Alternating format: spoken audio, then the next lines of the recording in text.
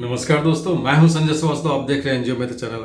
आज का जो टॉपिक है, जैसे मैंने बताया था कि मैं एक सीरीज शुरू कर रहा हूं कि कैसे सीएसआर के लिए प्रोजेक्ट लगाया जाए, उसी पैटर्न पे है ये। आज का जो हम लोग टॉपिक लेंगे वो ये कि कोई भी प्रोजेक्ट लगाते हैं तो वो कैसे डिसाइड करे कि किस एक्टिविटी में प्रोजेक्ट लगाना है सीएसआर से रिलेटेड। और फिर दूसरा ये रहेगा कि टारगेट बेनिफिशियरी जिनके लिए मतलब आपको काम करना है, टारगेट ग्रुप, वो कैसे सेलेक्ट करें, सिलेक्शन क्राइटेरिया कैसा होना चाहिए। और तीसरा ये कि आपकी बजट की लिमिटेशन कितनी होनी चाहिए। ये 3 टॉपिक पे आज हम लोग बात करेंगे। तो सबसे पहले लेते हैं कि कैसे डिसाइड करें कि एक्टिविटीज क्या होनी चाहिए किसी भी कंपनी में या पर्टिकुलर कंपनी में अगर आपको प्रोजेक्ट लगाना है तो। देखिए, हर कंपनी के आप गाइडलाइंस देखेंगे, सबके अपने अपने तरीके होते हैं, सबका अपना फोकस एरिया होता है और वो बताते हैं कि हम इसी से एरिया में काम करते हैं।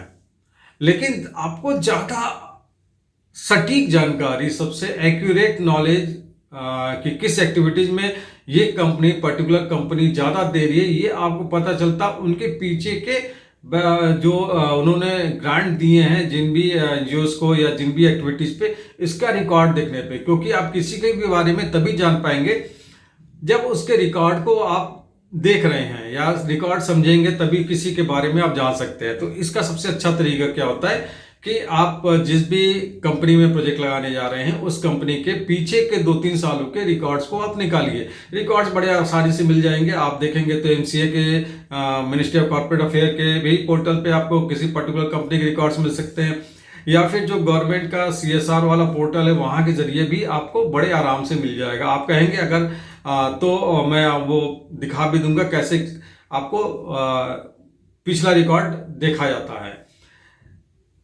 मान लिया सपोज आप, बहुत इजी तरीका है, सीएसआर के पोर्टल पे जाके ये मिल जाएगा। तो अगर आपने ये देख लिया तो आपको ये क्लियर आइडिया हो जाएगा कि पीछे के सालों में अच्छा है, ये स्किल ट्रेनिंग पे दे रहे हैं, तो हेल्थ में दे रहे हैं, मोबाइल मेडिकल वैन पे दे रहे हैं, गर्ल्स के लिए दे रहे हैं, एडोलेसेंट्स गर्ल्स के लिए दे रहे हैं, बच्चों पे दे रहे हैं, इन्वायरमेंट पे दे रहे हैं, एग्रीकल्चर सेक्टर में दे रहे हैं, कुछ कोई इनोवेटिव प्रोजेक्ट्स है उस पे उसको सपोर्ट कर रहे हैं, हॉस्पिटल कंस्ट्रक्शन पे दे रहे हैं, तो सैनिटेशन पे दे रहे थे। इस तमाम तरीके के आपको एक्टिविटीज सपोर्टिंग आपको वहाँ पे दिख जाएगा कि यहाँ पे किस टाइप की एक्टिविटीज के ये लोग सपोर्ट कर रहे हैं।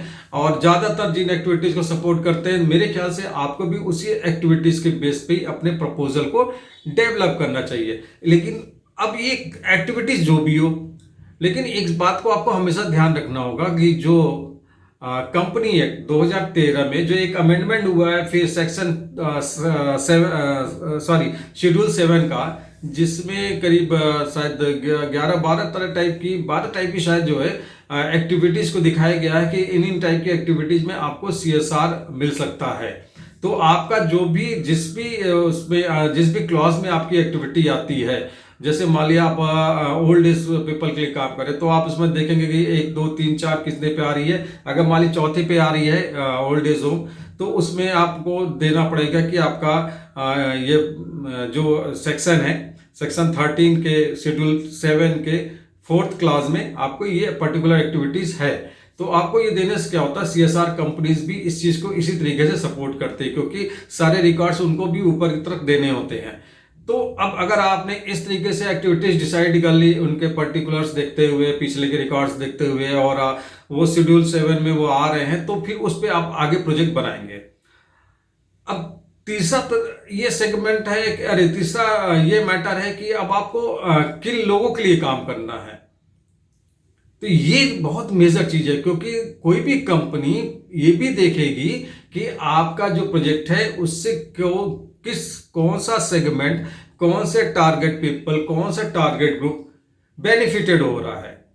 तो इसके लिए आपको प्रोजेक्ट प्रपोजल बनाते वक्त उसके सपोर्टिंग डेटा आपको देना होगा, तभी आपकी क्लियर नीड असेसमेंट रिपोर्ट निकलती है कि हाँ, हमें मान लीजिए जैसे सपोज किसी जगह पे महिलाएं साक्षर नहीं हैं, या फिर मान लिया किसी जगह पे महिलाओं को एक कोई पर्टिकुलर बीमारियां हो रही हैं, तो आप उसके बारे में सारे रिसर्च करके सारे डेटा सपोर्टिव लगा के फिर आप कंपनी में डालोगे कि यहाँ पे इस वजह से ये बीमारियां हो रही हैं और लिहाजा हमें इस टाइप के प्रोजेक्ट लगाने हैं। तो आपने एक प्रपोजल बना के दिया कंपनी में, तो उसको वो कंसीडर करेंगे। अब ये बात है कि आपका सिलेक्शन क्राइटेरिया क्या है। तो सिलेक्शन क्राइटेरिया को भी आपको डिफाइन करना होगा कि आपका एज ग्रुप क्या होना चाहिए, किस एज ग्रुप को आप सपोर्ट कर रहे हैं, और मैक्सिमम एज क्या होनी चाहिए, उनका बैकग्राउंड क्या है, और वो अंडर प्रिविलेज सेक्शंस में आते हैं या किस टाइप के सेक्शंस में हैं से बिलोंग कर रहे हैं। तो ये सारी चीज़ें आपको उसमें एकदम बहुत क्लियर तरीके से सिलेक्शन क्राइटेरिया में आपको लिखना होता है। तो इन चीज़ों को अगर आप ध्यान रखेंगे तो आपकी एक्टिविटीज़ को सपोर्ट करने में कंपनीज भी कंसीडर करती है। फिर तीसरा जो आज का जो तीसरा टॉपिक है बहुत इंपॉर्टेंट है कि बजट क्या होना चाहिए।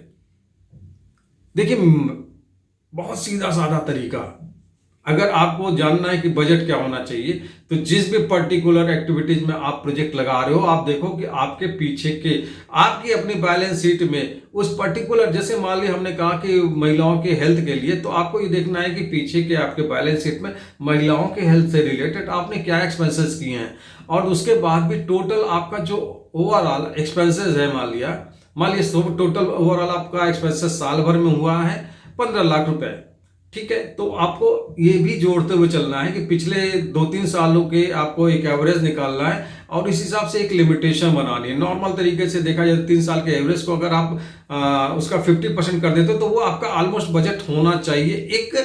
मैं एक असेसमेंट बता रहा हूं आपको, ये नहीं कि ये एक बड़ा जनरलाइज चीज है और ऐसा नहीं किसी रूल्स रेगुलेशन के तहत है, ये एक नॉर्मल चीज है। अदरवाइज आप किसी भी हद तक जाके, किसी भी लिमिटेशन पे जाके, किसी एक्सटेंट तक जाके आप अपने बजट को बना सकते हो जो भी आप चाहते हो, लेकिन आप कोशिश करो आपका बजट कम से कम हो।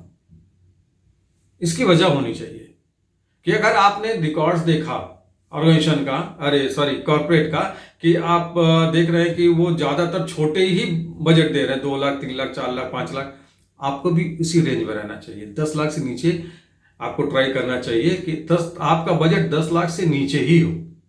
तो उससे क्या होता है, कई एक कंपनियों की अपनी इंटरनल पॉलिसी होती है कि हम भाई 10 लाख तक का बजट है, हम अपने लेवल से क्लियर कर सकते हैं, उससे ऊपर का तो हमें आगे हेड ऑफिस भेजना पड़ेगा, जहां पे जैसे ही उनकी सिस्टम डेवलप हो। अगर आप इस पैटर्न को फॉलो करेंगे तो आपके प्रोजेक्ट को कंसीडर किया जा सकता है।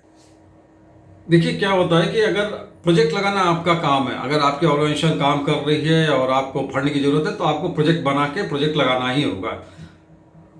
लेकिन अगर आप अगर एक दूसरे तरीके से चलने की कोशिश करेंगे कि हमको आप कोई शॉर्टकट तरीके से पास करवा के दे देगा, तो फिर आप वेट ही करते रहेंगे और बजट आपको नहीं मिलने वाला। इसलिए प्रोजेक्ट आपको बनाना है। प्रोजेक्ट मैं बता रहा हूँ, अगर समझ में आ रहा है तो उस पैटर्न में बनाइए, नहीं तो अपने तरीके से बनाइए और लो बजट का प्रोजेक्ट बनाइए।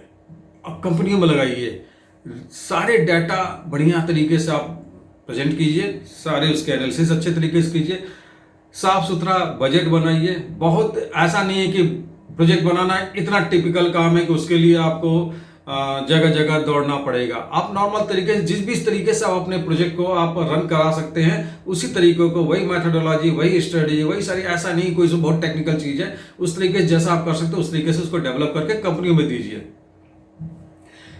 देखिए, जो लोग चाहते हैं कि उनको बजट मिल जाए या एक्टिविटीज कर रहे हैं या काम करें, उनको मिल जाता है। आप ध्यान दीजिए किसी भी सोसाइटी के बारे में कि वो काम करती है, उनको बजट मिल जाता है। जो बैठ के सोचते हैं कि हमको कैसे कोई पास करा के दे देगा, उनको बजट नहीं मिल पाता, वो पास करा के दे देगा, इसी के इंतजार में रह जाते हैं और उनके पैसे भी खर्च होते हैं, सारी चीजें होती हैं।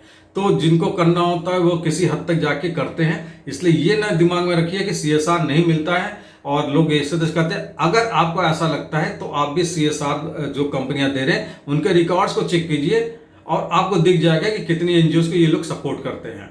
तो ऐसा नहीं है, और वो सारी एनजीओ एक्चुअल होती हैं, आप उनको क्रॉस चेक भी कर सकते हैं, वेरीफाई कर सकते हैं, उनका पूरा डिटेल रहता है।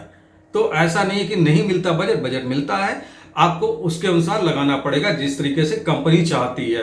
कंपनी के अनुसार लगाएंगे, आपके प्रोजेक्ट के प्रपोजल को जरूर कंसीडर किया जाएगा। उम्मीद है हमारी इस वीडियो में आपको कुछ तो समझ में आई हुई बातें। अगर समझ में आ रही है तो हमारी वीडियो को जरूर लाइक कीजिएगा, शेयर कीजिएगा और लोगों तक भी इस वीडियो को पहुंचाइएगा। इसी के साथ नेक्स्ट टॉपिक में हम लोग किसी और पॉइंट पे डिस्कशन करेंगे, वो भी इंपॉर्टेंट पॉइंट ही होगा।